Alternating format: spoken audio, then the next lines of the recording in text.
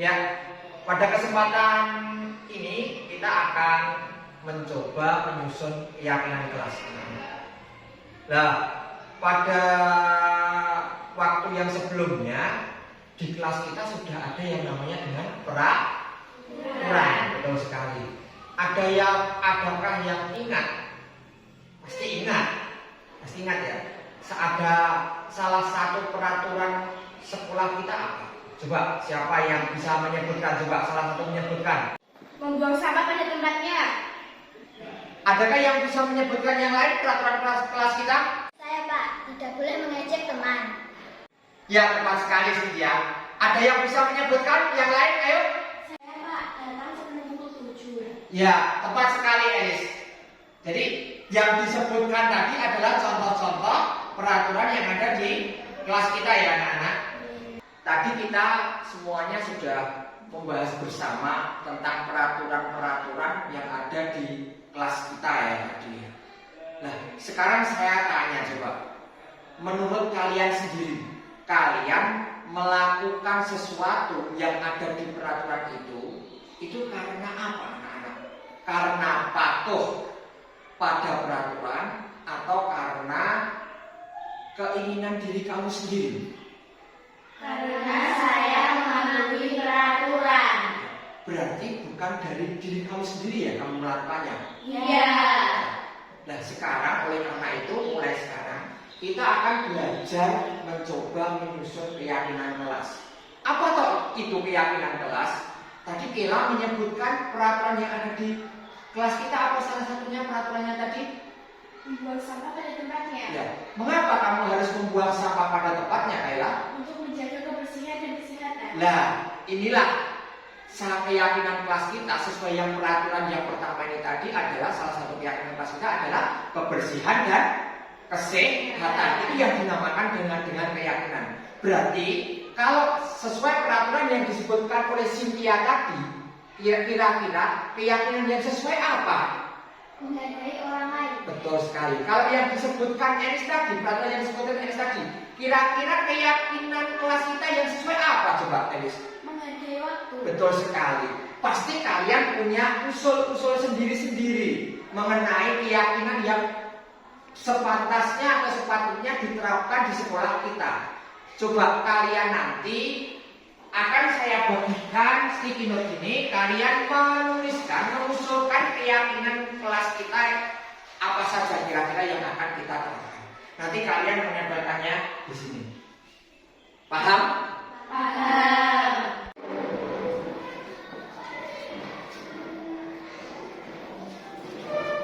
Ya, silakan langsung ditulis ya.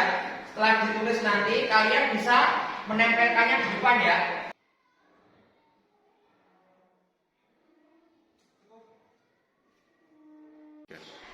Ya, kalian tadi sudah menuliskan untuk mengusulkan keyakinan kelas yang ada di kelas kita ya. Satu anak minimal satu lagi. Nah, sekarang kalian coba tempelkan usulan kalian mengenai keyakinan kelas kita di depan sini. Coba semuanya untuk menempelkan di depan. Ayo, tempelkan saja langsung. Ya. Ini tadi kalian sudah mengusulkan tentang apa saja yang menjadi keyakinan kelas kita. Ini sebelum kita laksanakan atau kita gunakan sebagai keyakinan kelas kita untuk kedepannya, ini sih kita sepakati dulu. Tapi sebelum kita sepakati, ini Pak Guru mau membacakan dulu kira-kira keyakinan kelas kita ini disepakati atau tidak, yang diusulkan oleh masing-masing teman-teman kalian. Coba, yang pertama rasa aman dan nyaman. Kira-kira keyakinan ini setuju tidak? Setuju. Oke, kita laksanakan ya. Terus yang kedua, kebersihan dan kesehatan disetujui tidak? Setuju. Ya. Yang ketiga, menghargai waktu. Kira-kira disetujui tidak? Setuju. Oke. Yang keempat, menghargai orang lain. Disetujui tidak? Setuju. Oke. Yang kelima, disiplin kunci kesuksesan. Kira-kira setuju tidak? Setuju. Oke. Yang keenam, bersikap positif. Kira-kira setuju tidak? Setuju. Ya. Berarti kita akan mulai ke depan kita punya 6 keyakinan kelas ini kita setujui bersama. Oleh karena itu, mari kita nanti selanjutnya dilaksanakan. Nanti keyakinan yang kelas yang sudah disetujui ini akan saya tempelkan di kelas supaya kita selalu ingat akan apa yang menjadi keyakinan kelas kita. Siap? Siap. Semua setuju? Setuju. Ya.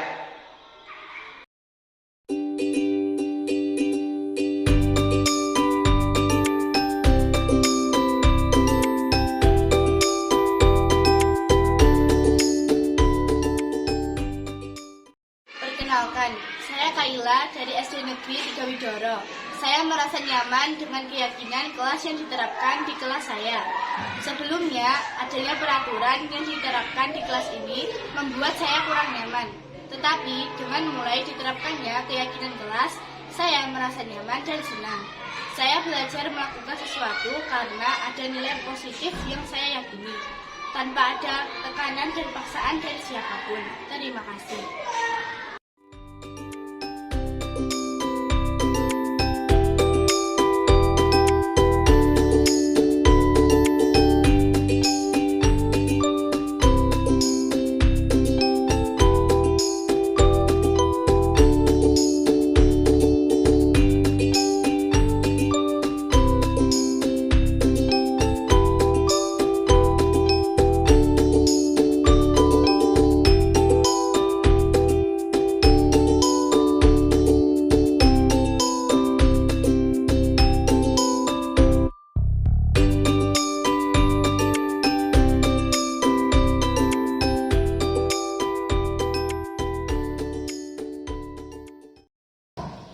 Assalamualaikum warahmatullahi wabarakatuh.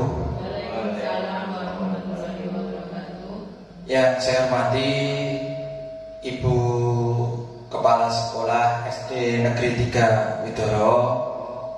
Yang saya hormati Bapak Ibu Guru SD Negeri 3 Widoro, serta tak lupa pula saya ucapkan terima kasih atas kesediaan waktunya untuk dapat hadir di tempat ini dalam diseminasi pemahaman dan penerapan budaya positif. Sebelumnya, yang pertama dan utama, saya mohon maaf terlebih dahulu pada Bapak Ibu Guru dan Ibu Kepala Sekolah bahwa saya berdiri di depan sini tidak bermaksud untuk menggurui, ya. Jadi mohon maaf, di sini kita belajar bersama khususnya tentang materi budaya positif. Dan andai kala nanti ada mungkin Bapak Ibu yang memiliki ataupun punya hal baru terkait materi budaya positif di mana itu masih di luar pengetahuan saya, silakan nanti untuk ditambahkan. Sekali lagi saya berdiri di sini tidak bermaksud untuk menggurui, tetapi kita belajar bersama.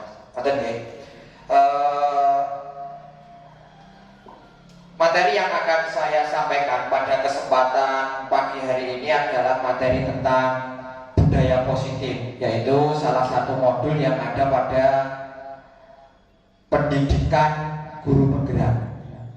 Kebetulan saya salah satu dari calon guru penggerak angkatan 7 dari Kabupaten Wonogiri yang sampai saat ini sudah sampai modul 1.4. Dan ini adalah materi dari modul 1.4. Kewajiban saya salah satunya adalah menyampaikan pemahaman saya dan sekaligus penerapan saya yang di kelas untuk didiseminasikan kepada Bapak Ibu Guru semuanya. Ada beberapa konsep inti yang ada di budaya positif ini. Ada 7, ya.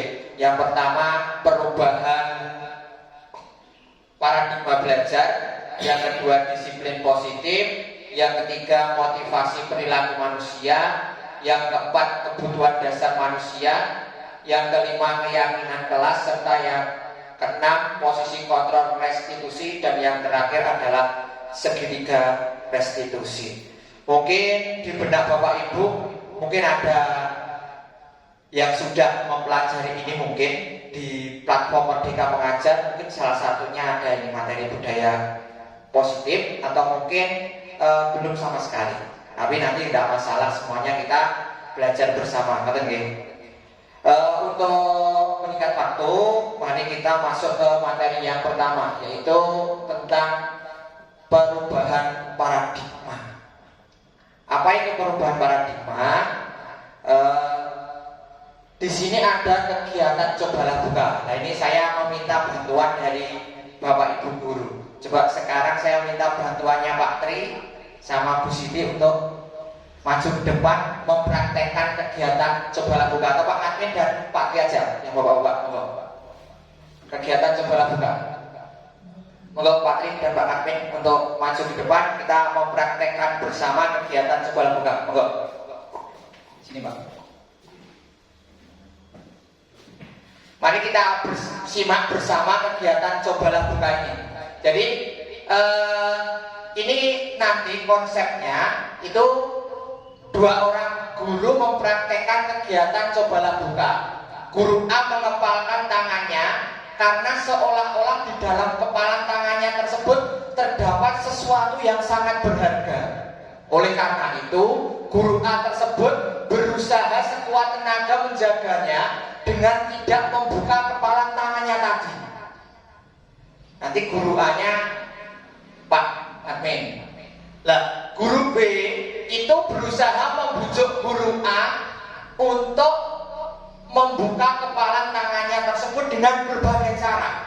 Silakan, mau diapakan, mau dihentak ataupun mau di bagaimana caranya membujuknya, silakan. Yang penting nanti kita lihat untuk kelanjutannya, apakah Pak Admin membuka atau tidak, dan bagaimana cara guru B tadi ataupun Pak Tri membujuk Pak Admin untuk membuka kepala tangannya. Coba sekarang dipraktekkan. Pak Admin mengepalkan tangannya, Pak. Monggo Pak. Sekarang Pak Tri berusaha bagaimana caranya untuk membujuk itu. Admin, buka kepala tanganmu, nanti akan diberi hadiah. Apa hadiahnya? Hadiahnya apa ya? Ini akan diberikan buah-buahan. Mau tidak Pak? Tidak. Apa yang ada dalam kepala saya lebih berharga dari buah-buahan tersebut. Kalau nggak mau, aku bisa memaksa Pak. Kalau berani silahkan, dan mampu juga silahkan. Ya, cukup ya. Oke, silahkan kembali. Nanti kita simpulkan bersama filosofi ini. Ya, terima kasih kepada Pak Admin dan Pak Tri yang sudah bersedia untuk ke depan ini mempraktekkan kegiatan cobalah buka dengan membuka kepalan tangan ini tadi. Ini tadi adalah salah satu konsep yang akan kita pelajari tentang perubahan paradigma. Jadi tadi kalau kita cermati, Pak Admin tadi membuka atau tidak? Tidak. Pak Tri berusaha sekuat tenaga untuk mempengaruhi Pak Admin. Tapi Pak Admin apakah membukanya? Tidak. Nah, di sini berarti yang memegang kendali, maksudnya memegang kendali di sini,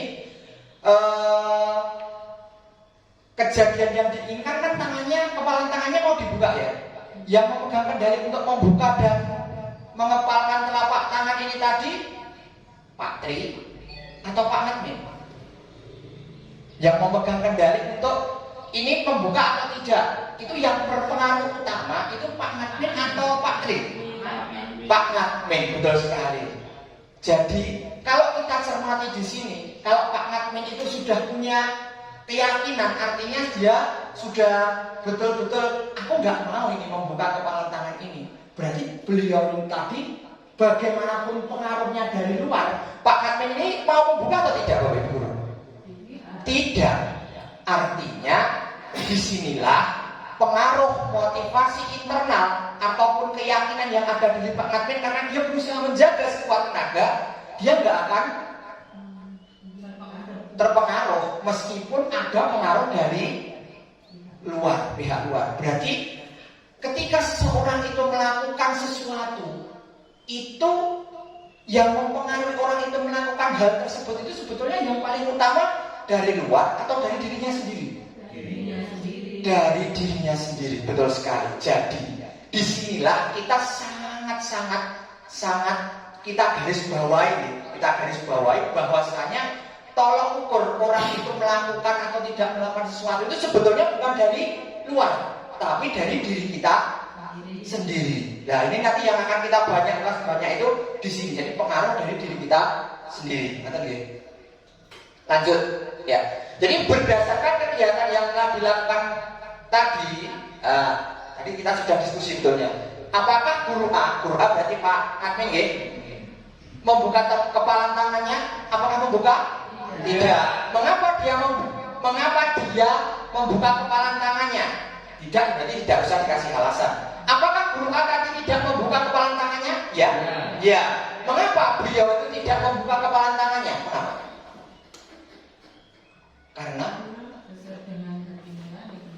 Karena sesuai dengan hati nurani pendirian dia punya prinsip gitu ya, dari dirinya sendiri, bukan dari orang lain, bukan dari eksternal. Selanjutnya, siapa yang memegang kendali kontrol untuk membuka atau tidak membuka kepala tangan tersebut? Pak Admin atau diri sendiri ya, diri sendiri Pak Admin tadi. Jadi betul sekali. Jadi di sini pengaruhnya adalah, kata kuncinya adalah motivasi dari diri kita sendiri. Selanjutnya, apa filosofi yang dapat diambil dari kegiatan cobalah membuka?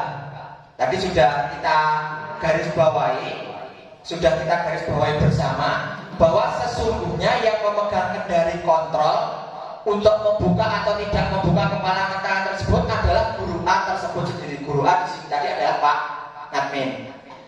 Hal ini mengandung filosofi bahwa yang memegang kendali untuk melakukan sesuatu atau tidak melakukan sesuatu adalah diri kita sendiri. Tadi sudah saya jelaskan. Nah, ini selanjutnya. Ini karena kita ini di sekolah, kita itu selalu berkecimpung yang utama dengan siapa Bapak Ibu? Murid, betul sekali. Nah, ini ada beberapa miskonsepsi yang selama ini masih menjadi tantangan di benak kita. Yang pertama, guru mengontrol murid. Maksudnya guru mengontrol murid itu, guru itu yang memegang kendali atas murid. Nah, ini masih miskonsepsi. Miskonsepsinya bagaimana? Nanti akan kita bahas lebih lanjut di belakang. Yang kedua, semua penguatan positif, efektif dan bermanfaat. Ini maksudnya bagaimana toh penguatan positif? Penguatan positif itu semacam reward. Reward itu tidak pasti berwujud hadiah ya, tapi bisa berupa ujian kayak gitu. Itu ternyata ini adalah miskonsepsi. Padahal di benak kita sampai saat ini miskonsepsi kita bahwa penguatan positif ini bermanfaat. Tapi ini kok miskonsepsi? Nah, ini nanti masih akan kita gali lebih lanjut di materi yang ada di belakang. Selanjutnya, kritik membuat orang merasa bersalah dapat menguatkan karakter. Ini juga miskonsepsi. Artinya ketika ada seseorang yang berbuat salah, kita kritik atau kita selesaikan dengan cara memberikan bagaimana ya, feedback yang bersifat memperbaiki dengan kata-kata mungkin agak menekan, itu juga ternyata ini sebuah miskonsepsi. Dan yang terakhir, miskonsepsinya orang dewasa memiliki hak untuk memaksa. Orang dewasa yang dimaksud di sini kira-kira siapa? Guru. Memaksa kepada siapa? Murid atau siswa. Nah, ini masih juga menjadi miskonsepsi. Mengapa ini miskonsepsi? Nanti akan kita pelajari banyak untuk materi yang selanjutnya. Kita lanjutkan belajar. Apa yang Anda bayangkan ketika mendengar kata disiplin? Tidak sedikit orang menghubungkan kata disiplin dengan tata tertib dan peraturan yang terkait dengan hukuman. Betul nggih? Nggih. Sampai saat ini dimanapun, termasuk di lingkungan kita, itu pasti ada yang namanya peraturan. Peraturan itu pasti bagi yang melanggar ada hukumannya atau sering disebut konsekuensi juga. Nah, tentu mereka menganggapnya sebuah ketidaknyamanan. Kira-kira murid tadi ketika dihukum nyaman apa boten? Boten, pasti. Meskipun mereka itu salah. Nah, padahal tersebut tidaklah benar. Disiplin merupakan sesuatu yang dilakukan seseorang pada orang lain untuk mendapatkan kepatuhan. Nah, sebelum kita lebih lanjut untuk lebih memahami materi disiplin positif ini, di sini ada ilustrasi, ada 3 studi kasus agar kita bisa membedakannya. Yang pertama, studi kasus 1. Ini sama-sama yang menjadi aktornya adalah Vino. Untuk yang studi kasus yang pertama, Vino selalu membuang sampah di tempatnya agar ia tidak mendapat sanksi dari bapak ibu guru.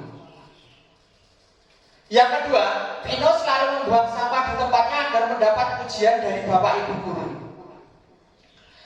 Yang ketiga, Vino selalu membuang sampah di tempatnya karena ia meyakini kebiasaan hidup bersih akan menjadikannya sehat. Kalau kita cermati studi kasus yang pertama ini, Vino membuang sampah tujuannya apa? Agar tidak mendapatkan sanksi. Berarti itu ia lakukan karena dia sendiri atau karena hal lain? Hal lainnya apa? Agar tidak mendapatkan sanksi. Betul sekali. Untuk yang kedua, Vino selalu membuang sampah di tempatnya agar mendapat pujian dari bapak ibu guru. Dia melakukannya karena dia sendiri atau karena hal lain? Hal lainnya apa? Agar tidak Ujian. Akan mendapatkan pujian, betul sekali. Berarti bukan karena dia sendiri. Berbeda dengan kasus yang ketiga, Vino selalu membuang sampah di tempatnya karena ia meyakini bahwa kebiasaan hidup bersih akan menjadikannya sehat. Apakah itu karena hal lain atau orang dari pihak lain atau dari dia sendiri? Pribadi sendiri. Kira-kira yang paling baik yang mana, Bapak Ibu? Nomor 3. Ini. Tadi kita kaitkan dengan perubahan paradigma tadi. Ini sesuai dengan yang dilakukan oleh Pak Admin tadi. Jadi ini berasal dari dia sendiri. Untuk yang selanjutnya, ya. Studi kasus manakah yang mencerminkan disiplin positif? Sebelum saya bahas, kira-kira yang mencerminkan disiplin positif yang 1, 2, atau 3? 3. Karena berasal dari diri sendiri, ya. Pada studi kasus 1 dan 2, Vino melakukan hal tersebut karena adanya motivasi eksternal. Pada studi kasus 1, ia melakukan karena ingin menghindari hukuman. Oke, oke. Sedangkan pada studi kasus 2, ia melakukan karena ingin mendapatkan penghargaan. Berbeda dengan studi kasus 3, ia melakukannya berdasarkan motivasi internal dari dirinya sendiri. Ia melakukannya berdasarkan nilai positif yang ini. Hal ini menunjukkan adanya disiplin positif pada diri anak tersebut. Jadi sebelum kita membahas, tadi sudah saya sempat bertanya kepada Bapak Ibu guru mana yang bicara disiplin tepat, ya. Jadi sebetulnya Bapak Ibu sebelum saya menarasikan presentasi saya ini sudah bisa menebak mana yang menunjukkan disiplin positif. Untuk yang selanjutnya, nah ini, bagaimana menumbuhkan budaya positif di sekolah? Guna menumbuhkan budaya positif pada diri murid, sebagai guru kita harus menumbuhkan motivasi internal pada diri murid dengan cara menanamkan nilai-nilai positif agar diyakininya sebagai sebuah nilai kebajikan. Artinya, ketika kita itu menginginkan sekolah itu teratur tanpa adanya sebuah ketidaknyamanan, artinya murid juga menikmati tapi tetap tertib. Murid nyaman, murid senang tapi tetap tertib. Itu langkah utamanya bukan dengan membuat peraturan dan hukuman, bukan. Tetapi bagaimana menanamkan pada diri murid itu sebuah keyakinan bahwa dia melakukan sesuatu itu karena dirinya sendiri menginginkan sesuatu hal yang baik. Intinya demikian, Bapak Ibu. Lah, nilai kebajikan universal itu apa toh? Nilai kebajikan itu yang pasti adalah nilai-nilai yang positif. Banyak sekali. Di sini adalah contoh nilai kebajikan universal itu kalau dalam kurikulum Merdeka kita mengenal dengan istilah profil pelajar Pancasila. Ada berapa Bapak Ibu? Ada 6. Ada nyanyiannya sebetulnya. Belajar Pancasila, beriman dan bertakwa pada Tuhan yang Esa dan berakhlak mulia, berkebinekaan global, gotong royong mandiri, kreatif dan bernalar kritis. Coba sekarang kita bersama-sama untuk menyanyikan lagu untuk menghafalkan profil pelajar Pancasila nih. 1, 2, 3. Belajar Pancasila, beriman dan bertakwa pada Tuhan yang Esa dan berakhlak mulia, berkebinekaan global, gotong royong mandiri, kreatif dan bernalar kritis. Ya, terima kasih. Jadi ini untuk salah satu cara untuk menghafalkan profil pelajar Pancasila dengan nyanyian tadi nih. Nadanya pakai nada lagu yang dipakai oleh anak-anak. Jadi lebih mengena ke anak nanti. Nah, apakah nilai kebajikan terbatas pada ini Bapak Ibu? Tidak. Masih banyak nilai kebajikan yang lain. Tapi sebetulnya sudah termuat di sini semua. Cuma ketika dirinci masih banyak, maksud saya begitu. Jadi apapun nilai kebajikan pasti termuat di profil pelajar Pancasila. Selanjutnya, meliputi apa saja motivasi perilaku manusia. Ketika seseorang itu melakukan sesuatu, pasti dia punya hal yang mendorong orang melakukan hal tersebut. Contoh, saya makan siang ke warung pada saat jam istirahat siang. Kira-kira apa yang memotivasi saya ke warung? Lapar, betul sekali. Lapar berarti ingin apa Bapak Ibu? Makan, betul sekali. Terus kalau nanti ke misalnya anak, misal murid kita itu pada saat jam istirahat, anak-anak itu di halaman sangat ramai bermain. Pasti ada motivasinya anak-anak itu bermain. Mengapa anak-anak bermain? Karena ingin mendapatkan apa kira-kira? Kebahagiaan, kesenangan. Karena dunia anak itu bermain, betul sekali. Nah, ini adalah contoh-contoh motivasi dari apa yang dilakukan oleh seseorang. Nah, apa saja toh motivasi perilaku manusia itu? Nah, nanti akan kita bahas lebih lanjut. Nah, sekarang kita simak untuk motivasi perilaku manusia itu sebetulnya hanya 3. Yang kedua, Diana Gosen dalam bukunya Restructuring School Discipline menyatakan ada 3 motivasi perilaku manusia. Yang pertama, untuk menghindari ketidaknyamanan atau hukuman. Ini berarti motivasinya adalah eksternal. Yang berarti yang kalau Vino tadi yang studi kasus 1 nih. Yang kedua, untuk mendapatkan imbalan atau penghargaan dari orang lain. Ini juga masih eksternal, karena dia melakukan sesuatu karena ingin mendapatkan imbalan. Ini studi kasus 2 dari Vino tadi ya.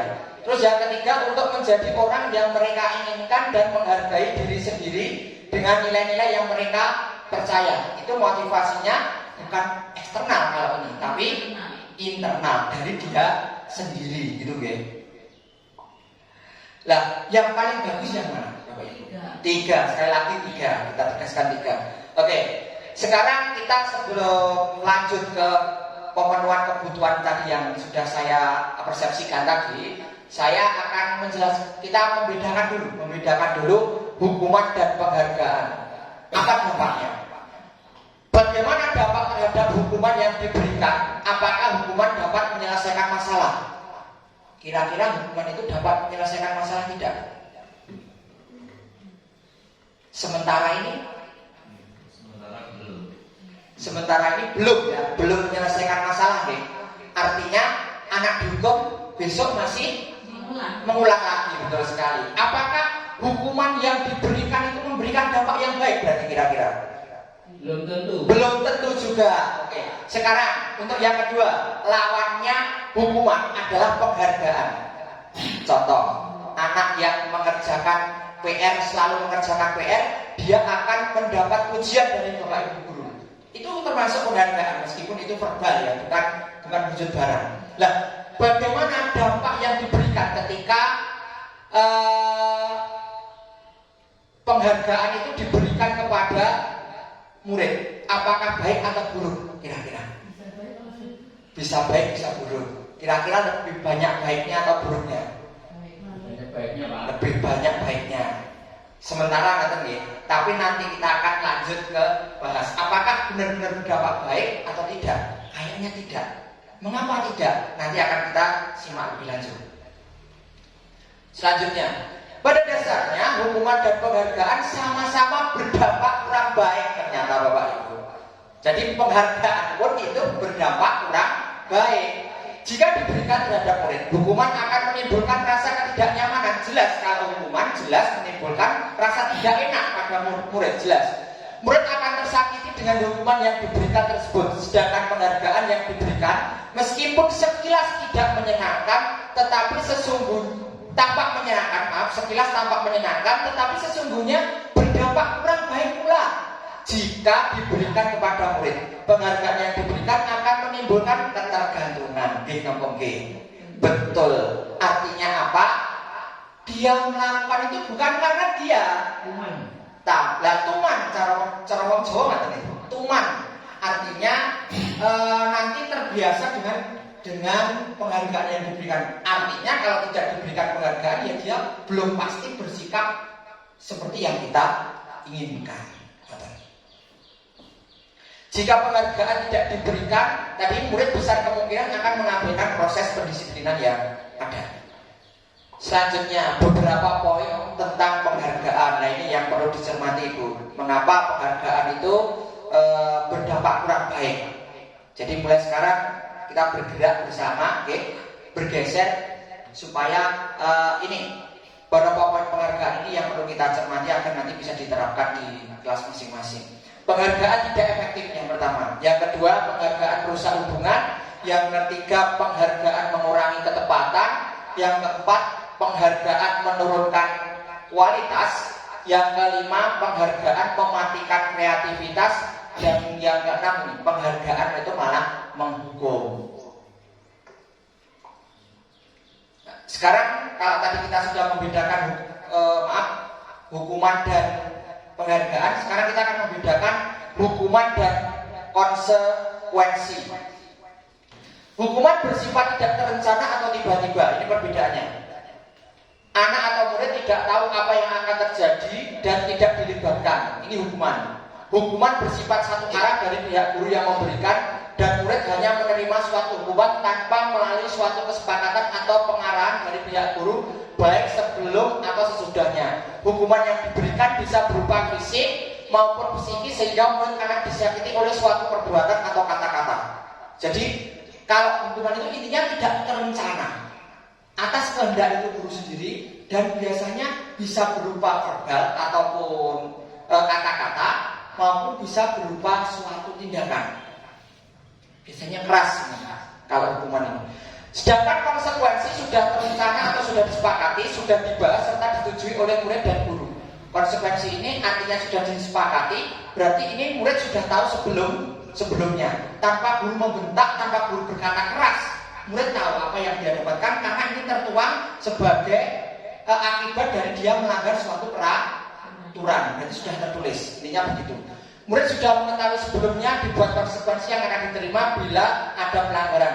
Pada konsekuensi, murid tetap dibuat tidak nyaman untuk jangka waktu yang pendek. Meskipun keduanya itu kurang baik, tapi lebih mendingan mana Bu? Daripada hukuman atau konsekuensi? Lebih mending mana? Lebih mending konsekuensi, karena guru tidak keras, tapi intinya beliau anaknya tadi tetap diarahkan untuk menanggung akibat dari apa yang dia lakukan. Nah, ini kira-kira ini sebelum kesini kira-kira mencatat 100 kali di buku kalimat. Saya tidak akan terlambat lagi karena terlambat ke sekolah. Ceritanya ada siswa terlambat. Ini berarti termasuk hukuman atau konsekuensi? Hukuman, betul sekali, hukuman. Yang kedua, lari mengelilingi lapangan basket 2 kali karena terlambat hadir di sekolah. Hukuman, jelas banget. Yang ketiga, membersihkan coretan yang dibuatnya di meja. Konsekuensi, ada nilai positifnya. Ya ini ya. Yang selanjutnya, murid diminta untuk push up 15 kali karena tidak menggunakan masker ke sekolah. Hukuman, tidak perlu guys semacam ini. Yang tidak perlu hukuman semacam ini saya, tidak perlu push up sampai 15 kali, diperingatkan harusnya. Yang selanjutnya, menggantikan kertas tugas teman yang telah dicoret-coret. Konsekuensi. Berjemur di lapangan basket pukul 12 siang karena mengobrol dengan teman. Hukuman, betul sekali. Tidak perlu ya menghukum anak sampai sekian kerasnya, itu tidak sangat tidak baik ini.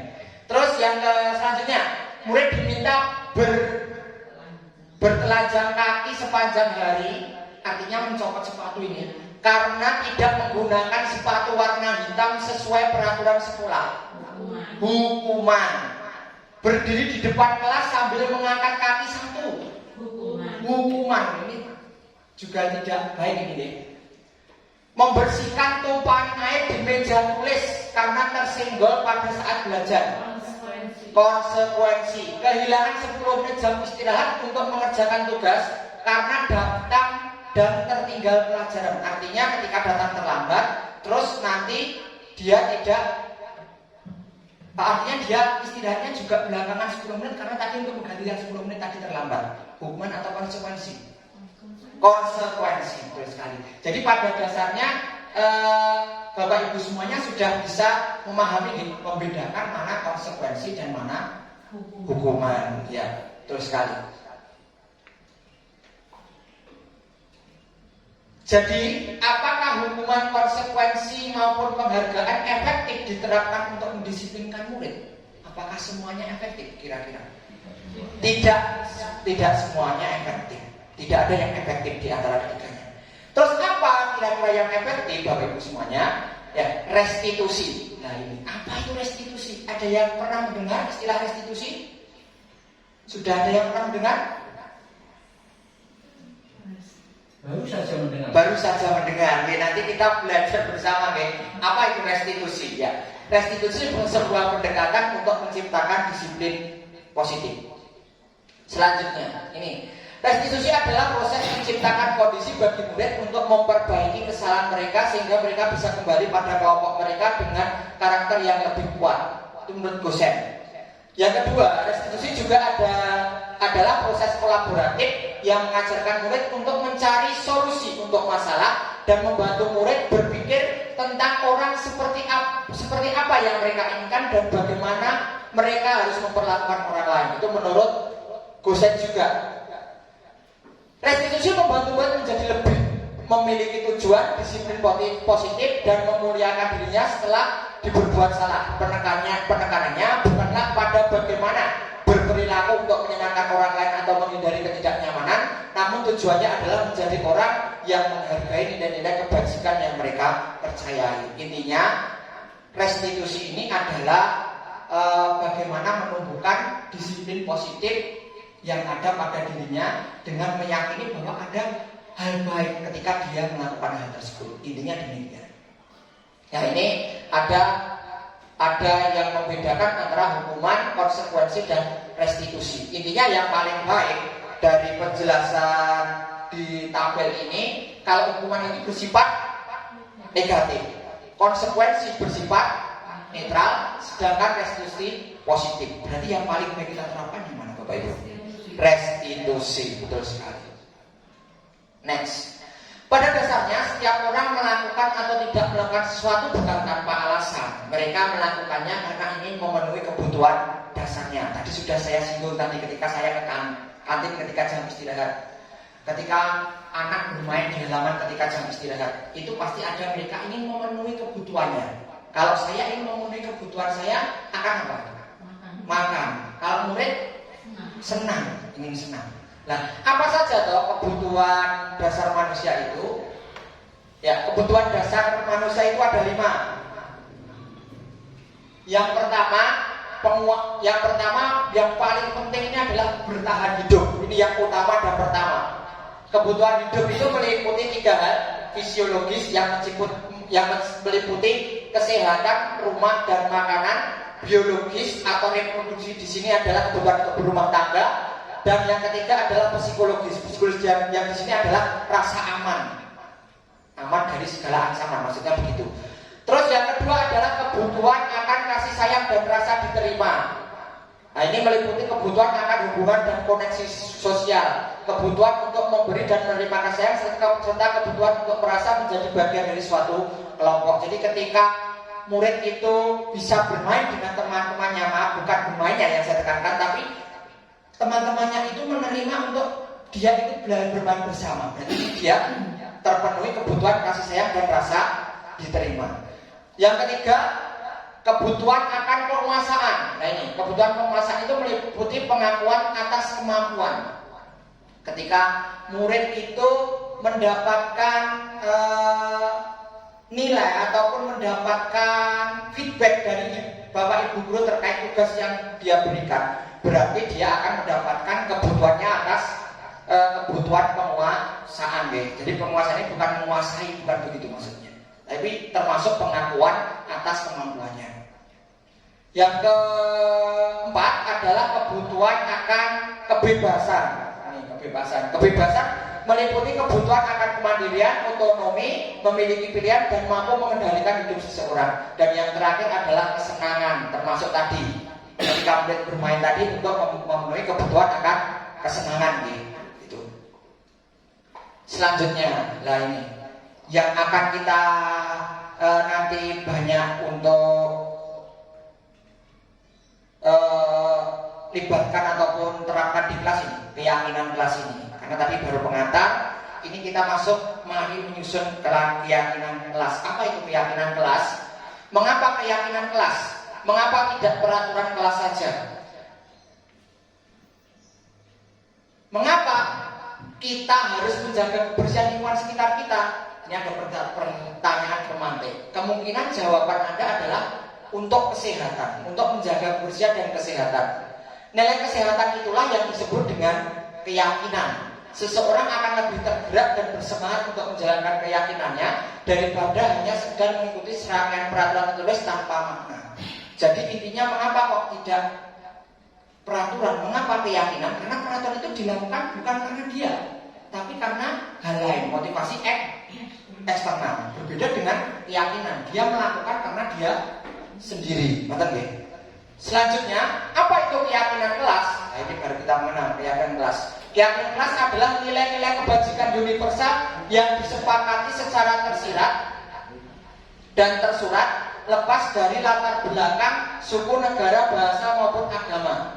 Keyakinan tersebut akan dapat memotivasi seseorang dari dalam. Jadi intinya pengertiannya, kita menumbuhkan keyakinan untuk memotivasi siswa tersebut dari dalam.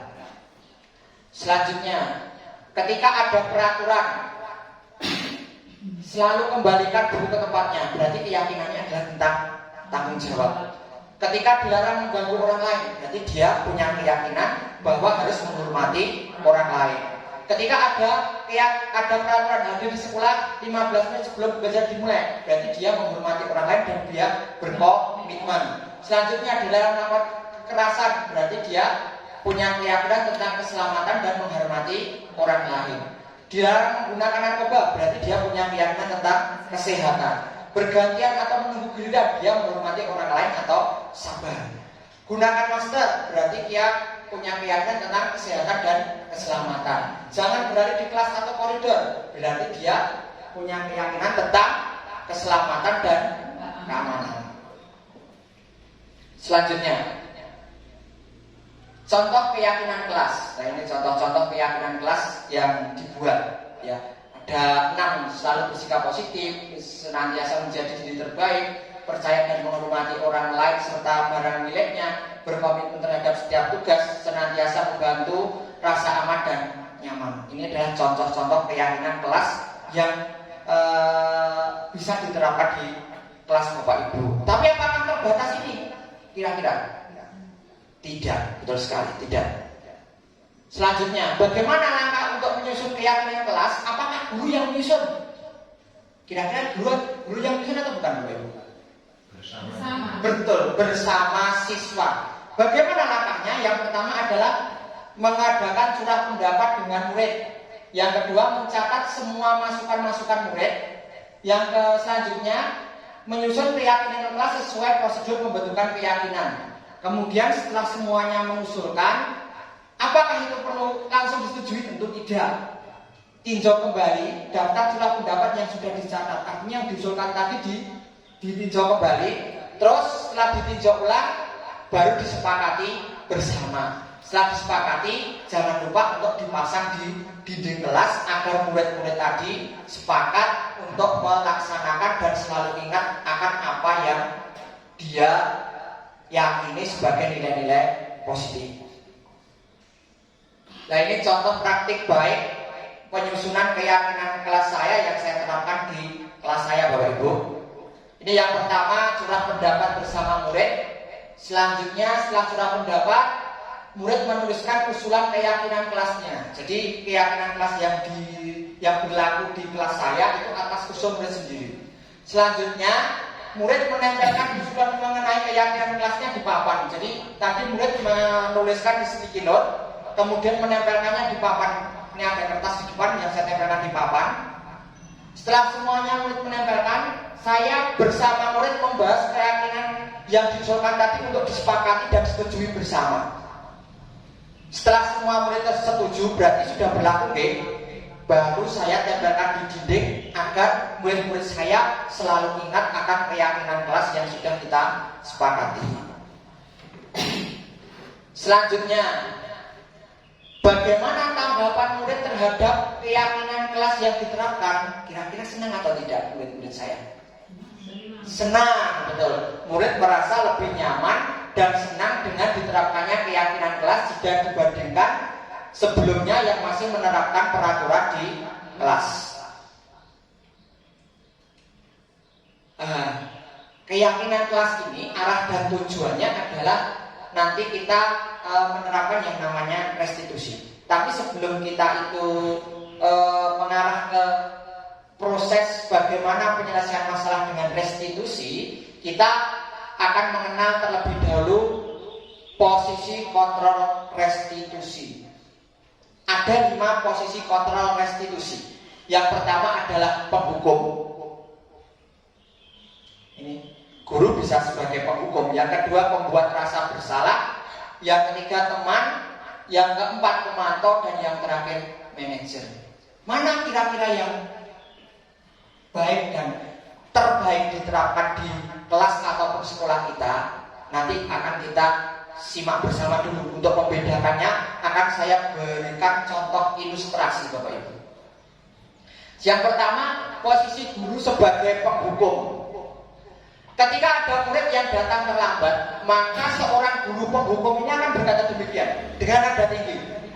Kamu lagi, kamu tidak, kamu tahu tidak? Ini sudah jam berapa? Dasar pemalas. Sekarang kamu bersihkan kamar di sana. Keras tidak ini? Kira-kira berdampak baik tidak kepada murid? Nah, ini yang dinamakan guru sebagai penghukum. Sekarang untuk yang kedua, posisi guru sebagai pembuat rasa bersalah. Ketika ada murid yang datang terlambat tadi, maka guru akan berkata demikian. Kalau guru sebagai pembuat rasa bersalah, ya ampun, nadanya nggak tinggi. Ya ampun, kenapa kamu terlambat lagi nak? Kalau kamu sering terlambat, nanti ibu yang ditegur, ibu kepala sekolah. Nah, kamu tidak kasihan kepada ibu kah? Seolah-olah dia tidak marah, tapi membuat murid tadi terkena hatinya. Artinya murid tadi merasa sangat bersalah, meskipun guru tidak dengan bahasa yang keras atau kasar. Berarti baik atau tidak ini? Baik atau tidak, Bapak Ibu? Tidak, tidak. Tetap kurang baik, tidak baik. Karena akan membuat murid ini merasa bersalah dari dirinya. Yang ketiga, posisi guru sebagai teman. Ketika ada murid yang datang terlambat, maka guru akan berkata, "Nah, ini sudah jam berapa? Ayo." Sambil senyum. Anak kesayangan ibu ini tidak biasanya terlambat. Ya sudah, lain kali jangan diulang ya. Sekarang silahkan masuk kelas. Tidak dimarahi, seolah-olah anak itu dekat sekali dengan guru tersebut. Sekilas ini baik atau tidak, Bapak Ibu? Sekilas baik. Tapi kira-kira ini menimbulkan efek jera atau tidak? Tidak. Mengapa tidak? Karena kalau tidak ada sosok ibu guru yang dia anggap sebagai teman ini tadi, sebagai posisi teman ini tadi, dia tidak akan bagaimana ya, menghiraukan. Artinya tidak menghargai lagi kalau tidak ada ibu guru ini, karena yang dia anggap sebagai posisi teman itu adalah ibu guru yang ini tadi. Artinya masih bergantung dengan tadi. Jadi kurang baik itu ya. Yang selanjutnya, posisi guru sebagai mantau. Ketika ada murid yang datang terlambat, maka guru akan berkata demikian. Kamu tahu kan, nah, peraturan di sekolah kita masuknya jam berapa? Murid menjawab mungkin, jam 7 Pak, jam 7 Bu. Ya benar, sekarang sudah jam 7.40. Kamu tahu kan konsekuensinya apa jika kamu terlambat? Jadi murid diarahkan untuk memahami kembali apa konsekuensi dari dia terlambat. Ini sebetulnya cukup baik, tetapi kurang efektif. Karena dia melakukan, murid tadi melakukan bukan karena dia sendiri, tapi karena ada apa? Ada konsekuensi, ada hukuman, ada peraturan yang mengikatnya. Ada konsekuensi dari dia melakukan hal tersebut. Ini masih motivasi eksternal. Nah, ini yang kelima adalah posisi guru sebagai manajer. Ketika ada murid yang datang terlambat, maka guru akan berkata, jam masuk sekolah jam 7.30 dan sekarang sudah jam 7.40. Pada dasarnya semua orang memang pernah berbuat kesalahan. Jadi tidak langsung menyalahkan anak. Salah satunya terlambat. Mengapa kamu jam segini baru datang? Ditanya alasannya dulu. Kamu tahu kan keyakinan kelas apa kira-kira yang perlu kamu tingkatkan? Jadi tidak diarahkan atas kesalahannya. Tadi kan sudah punya keyakinan, intinya begitu. Dia diarahkan untuk kembali apa yang dia yakini. Kamu bersedia memperbaiki semua ini? Dia diarahkan untuk menemukan solusi dari permasalahannya, memperbaiki apa yang memperbaiki kesalahan yang ia perbuat. Kira-kira ini baik nggak posisi sebagai manajer? Baik. Jadi yang paling baik diterapkan kira-kira posisi guru sebagai apa Bapak Ibu di sekolah ini? Manajer, betul sekali. Nah, posisi guru sebagai manajer ini terkait erat dengan penerapan segitiga restitusi. Apa toh itu segitiga restitusi? Segitiga restitusi itu adalah salah satu cara untuk menyelesaikan masalah dengan memerankan posisi guru sebagai manajer tadi. Ada 3 hal yang perlu dilakukan ketika menyelesaikan suatu masalah dengan prinsip restitusi ini. Yang pertama adalah menstabilkan identitas. Ini yang pertama dan utama. Apa toh menstabilkan identitas itu? Tahap ini bertujuan untuk mengubah identitas anak dari orang yang gagal karena melakukan kesalahan menjadi orang yang sukses. validasi tindakan yang salah. Setiap tindakan yang dilakukan dengan suatu tujuan, intinya kita mencari apa alasan mereka atau tujuan mereka melakukan suatu hal tersebut. Intinya gitu, yaitu memenuhi kebutuhan dasar manusia yang 5 tadi, Bapak Ibu. Kalau kita memahami kebutuhan dasar apa yang mendasari sebuah tindakan, kita akan bisa menemukan cara-cara yang paling efektif untuk memenuhi kebutuhan tersebut. Dan yang terakhir setelah validasi tindakan yang salah adalah menanyakan keyakinan. Otomatis sebelum ini sudah disepakati sebuah keyakinan, keyakinan kelas atau keyakinan sekolah. Ketika identitas sukses telah tercapai dan tingkah laku yang salah telah divalidasi, maka anak akan siap untuk dihubungkan dengan nilai-nilai yang dia percaya dan berpindah menjadi orang yang dia inginkan. Jadi dia melakukan sesuatu, memperbaikinya atas sesuatu hal baik yang mereka yakini. Nah, ini kalimat-kalimat yang sering digunakan dalam praktik segitiga restitusi. Apa saja kalimat yang sering digunakan pada praktik segitiga restitusi itu? Ya, ini yang pertama tadi apa, Bu? Menstabilkan identitas. Ini kurang besar nih, mohon maaf. Ini tadi untuk materinya saya bagikan. Saya bacakan. Untuk menstabilkan identitas ini pertanyaan yang sering muncul ini. Setiap orang pasti pernah melakukan kesalahan. Jadi tidak serta-merta menyalahkan anak tersebut. Intinya begitu. Jadi istilahnya kita memberikan penguatan positif lah. Gitu. Yang kedua, kamu bukan satu-satunya yang pernah melakukan kesalahan ini. Pak guru pun atau bu guru pun juga pernah melakukan kesalahan yang sama. Nah, ini contoh pertanyaan atau pernyataan-pernyataan yang muncul dalam tahap pertama, yaitu menstabilkan identitas. Oh maaf, tahap yang kedua adalah validasi tindakan yang salah. Maaf, adakah cara yang lebih efektif untuk mendapatkan apa yang kamu butuhkan? Nah, ini sudah memvalidasi tindakan apa yang mereka lakukan. Dan yang kedua mungkin yang sering keluar juga pada tahap validasi tindakan yang salah ini adalah kamu tentu punya alasan mengapa melakukan itu. Jadi alasannya mungkin karena memenuhi kebutuhan dasar manusia. Dan yang terakhir adalah menanyakan keyakinan. Nah, ini di menanyakan keyakinan ini kita sudah menanyakan keyakinan apa yang diyakini di kelasnya atau di sekolah.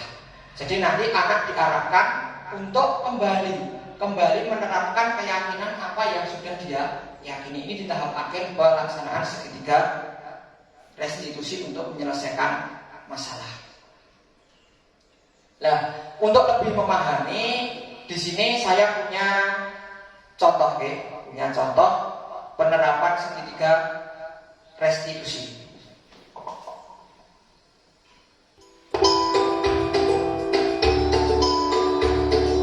Dapat merupakan murid kelas 4 SD Negeri 3 Widoro. Pada saat jam istirahat, ia membeli makanan ringan dari sekolah.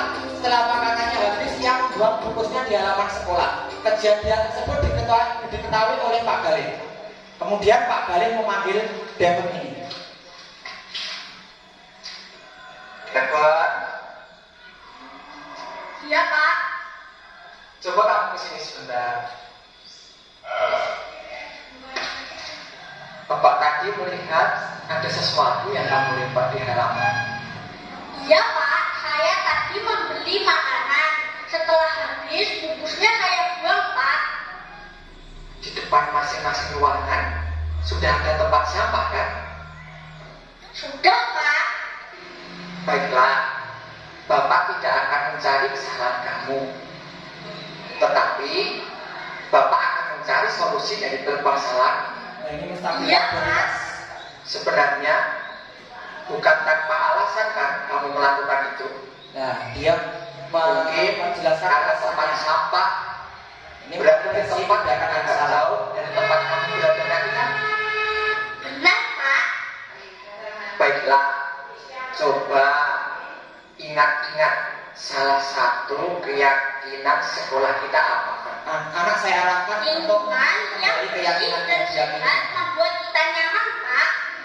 Baiklah, ketika kamu buang sampah di halaman itu, apakah akan membuat lingkungan menjadi bersih, sehat, dan nyaman? Tentunya tidak, Pak. Nah, sekarang kamu tahu apa yang harus kamu lakukan kan, Bang? Iya, Pak. Mulai sekarang saya akan membuang sampah di tempatnya.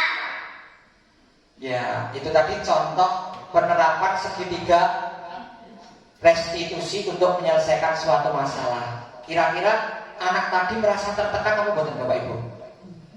Buatan. Berarti saya di sini menerapkan peran sebagai apa? Manajer, betul sekali. Jadi anak tidak kita marahi, anak tidak merasa tersakiti dengan adanya hukuman atau apa, tetapi anak benar-benar bisa menemukan apa yang harus dia lakukan karena dia meyakini ketika dia melakukan itu adalah melakukan hal baik sesuai yang dia yakini. Intinya demikian. Ya, kesimpulannya dari materi yang kita pelajari dari depan tadi, kita dapat menyimpulkan bahwa peran guru sebagai manajer itu sangat perlu, sangat penting untuk dilaksanakan di sekolah. Peraturan yang ada di kelas dan di sekolah perlahan dirubah. Nah ini, mari kita rubah peraturan yang ada di kelas atau di sekolah, kita perlahan merubah ke apa Bu tadi, Bapak Ibu? Ke apa? Kayak keyakinan kelas. Betul sekali. Rubah ke keyakinan kelas. Sehingga apa? Sesuatu yang dilakukan murid itu bukan atas motivasi eksternal nantinya, tapi karena motivasi internal sebagai nilai-nilai positif yang telah dia kininya. Jika menghadapi masalah pada murid, nanti Bapak Ibu semuanya tidak perlu Bapak Ibu menghukum ataupun menyelesaikan dengan cara yang mungkin tidak bersahabat bagi murid. Tetapi kita menyelesaikan masalah tersebut, kita selesaikan dengan apa tadi? Segitiga restitusi. Terus yang selanjutnya, bantu murid tersebut untuk menemukan solusi atas dasar nilai kebajikan yang diyakininya. Itu adalah hal yang penting yang kita garis bawahi pada prinsip segitiga restitusi. Jadi kita tidak menyalahkan, tidak mendukung, tapi kita membantunya untuk menemukan solusi dari masalah yang dibuatnya. Saya kira itu serangkaian materi yang saya sampaikan terkait materi budaya positif sebagai materi, salah satu materi yang saya pelajari di program pendidikan guru penggerak angkatan 7. Sekali lagi saya berdiri di sini tidak bermaksud menggurui, tapi kita belajar bersama. Banyak salah kata mungkin yang saya tidak sengaja. Saya mohon maaf yang sebesar-besarnya. Sekali lagi terima kasih atas waktunya dari Bapak Ibu guru semuanya untuk dapat hadir di tempat ini. Semoga kita senantiasa selalu diberi kesehatan dan kekuatan dari Allah Subhanahu wa Ta'ala. Terima kasih dari saya sekian. Nanti setelah ini mungkin Bapak Ibu bisa memberikan memberikan saran solusi ataupun nanti ada pertanyaan mohon untuk disampaikan. Sekian dari saya. Kurang dan lebihnya saya mohon maaf. Akhir kata, wassalamualaikum warahmatullahi wabarakatuh. Oke, untuk yang selanjutnya, untuk tahap pertama ini mungkin ada beberapa pertanyaan. Satu pertanyaan dulu mungkin ada yang mau tanya, enggak? Ya, dari Bu Siti ada pertanyaan satu dulu, ya. Nanti satu kita jawab dulu. Monggo Bu Siti untuk memberikan pertanyaannya.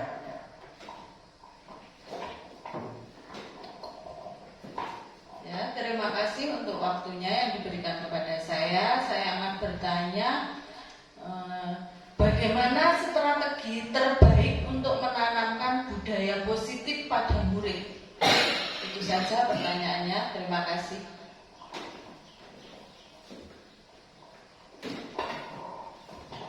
Ya, terima kasih pertanyaan dari Bu Siti tadi.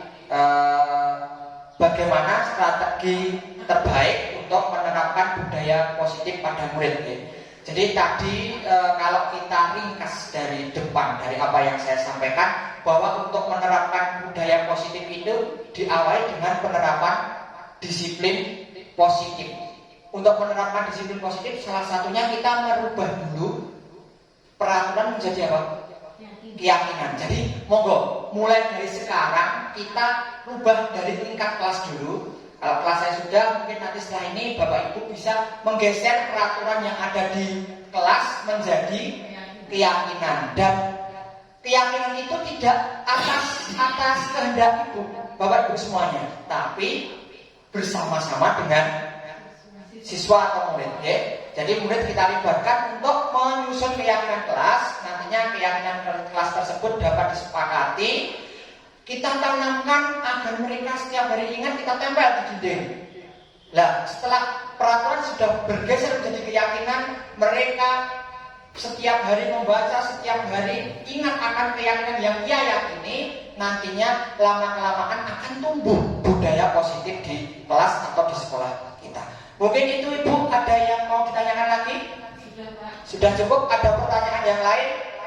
Ya, dari Ibu Kepala, Bu Fatimah, monggo.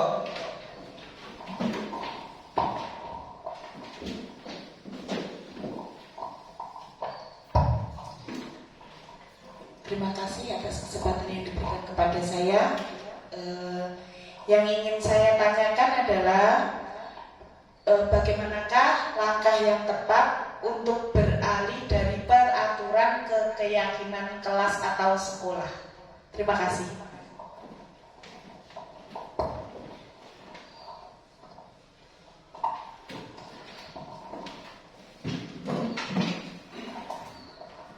Ya, untuk pertanyaan yang kedua sebetulnya masih ada koneksi keterhubungan dengan apa yang disampaikan Bu Siti tadi ya. Kalau ini langkahnya bagaimana untuk merubah peraturan ke keyakinan kelas? Ini langkahnya kalau menurut saya itu seperti yang saya sampaikan, yang saya terapkan di kelas saya tadi, saya kira sudah nanti dapat diimplementasikan juga di kelas masing-masing Bapak Ibu serta di sekolah juga. Artinya apa? Kita jejak pendapat dulu. Langkahnya kita jejak pendapat dulu. Bagaimana dengan peraturan yang ada itu, kira-kira murid sudah nyaman dan sudah senang atau belum? Kalau belum, berarti perlu disusun keyakinan kelas. Jadi ini atas bukan kehendak kita, tapi kehendak murid. Selanjutnya mereka kita libatkan. Ini langkah terbaiknya. Mereka kita libat, jangan serta-merta kepada kita yang membuat keyakinan itu. Setelah mereka kita libatkan, tidak semuanya, kalau muridnya kelas itu banyak, tidak semuanya kita terapkan, tapi kita saring. Kita saring dulu mana yang pantas kita, mana yang akan kita terapkan sebagai keyakinan kelas. Kita saring dengan kita validasi bersama murid. Setelah disetujui, baru kita terapkan keyakinan kelas itu.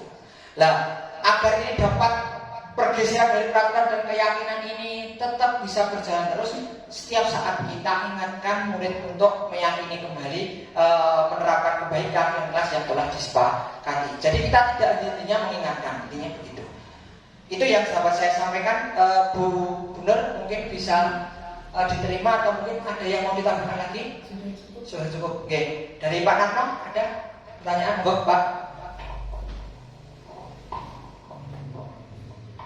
Assalamualaikum warahmatullahi wabarakatuh. Waalaikumsalam warahmatullahi wabarakatuh. Satu pertanyaan, Pak Galih.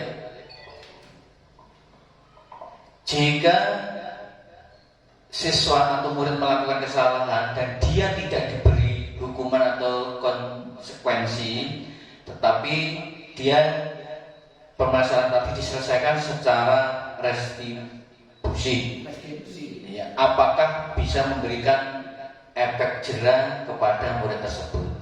Terima kasih. Wassalamualaikum warahmatullahi wabarakatuh. Waalaikumsalam warahmatullahi wabarakatuh.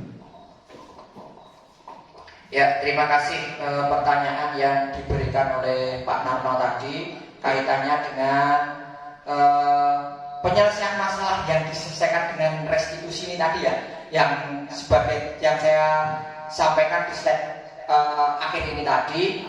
Ketika ada suatu masalah diselesaikan dengan restitusi tanpa hukuman ataupun konsekuensi, itu apakah efektif? Gitu ya Pak? Iya, Pak. Ketika diselesaikan dengan prinsip restitusi, apakah efektif? Apakah akan menimbulkan efek jera?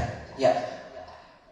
Pada dasarnya begini, ketika kita ada suatu masalah, kita selesaikan itu bukan menimbulkan efek jera, tapi menanamkan keyakinan bahwa yang dilakukan itu kurang tepat. Jadi intinya kita bukan efek jera atau tidak, tapi menanamkan hal itu tidak baik. Oleh karena itu perlu diperbaiki. Kalau efek jera itu mungkin akan menimbulkan ketidaknyamanan. Yang pertama itu, yang kedua mungkin bergantung. Ketika tidak ada peraturan itu ataupun tidak ada hal lain, mungkin dia akan tetap melakukan. Itu efek jera, mungkin kurang efektif. Tapi ketika ada prinsip restitusi, penyelesaian dengan masalah dengan restitusi tadi, anak bukan efek jeranya yang ditekankan, tapi tertanamnya bahwa hal itu kurang baik untuk dilaksanakan, sehingga mereka akan memperbaiki dan selanjutnya dia melaksanakannya dengan prinsip keyakinan hal baik yang dia yakini. Saya kira itu Bapak, mungkin ada yang perlu ditambahkan lagi? Terima kasih Pak, jelas sekali. Sudah, terima kasih. Karena sudah 3 pertanyaan, saya kira cukup Ibu untuk sesi tanya jawab ini. Sekali lagi terima kasih atas partisipasinya, terima kasih atas kesediaan waktunya. Kurang dan lebihnya saya mohon maaf.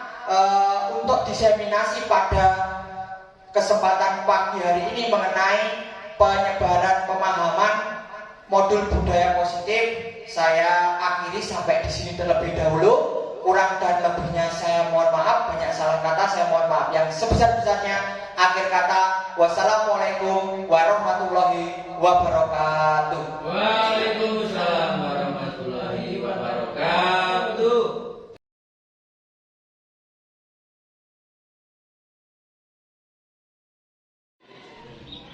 Assalamualaikum warahmatullahi wabarakatuh. Perkenalkan, saya Nur Khotimah, Kepala Sekolah SD Negeri 3 Widoro. Saya mengapresiasi penerapan budaya positif seperti yang disampaikan Pak Galih. Penerapan budaya positif di kelas dan di sekolah memang perlu digalakkan mulai dari sekarang. Perlahan, peraturan yang ada di kelas atau di sekolah kita geser ke keyakinan kelas. Kita tumbuhkan motivasi internal pada diri murid sehingga muncullah disiplin positif yang akan merintis terwujudnya budaya positif. Jika ada masalah, jangan diselesaikan dengan hukuman, tetapi selesaikan dengan segitiga restitusi. Tetap semangat buat Pak Galih, terus berkarya dan menginspirasi. Terima kasih. Wassalamualaikum warahmatullahi wabarakatuh. Assalamualaikum warahmatullahi wabarakatuh. Perkenalkan, saya Ngadmin SPDI, Guru Pendidikan Agama Islam, Sekolah Dasar Negeri 3 Widoro.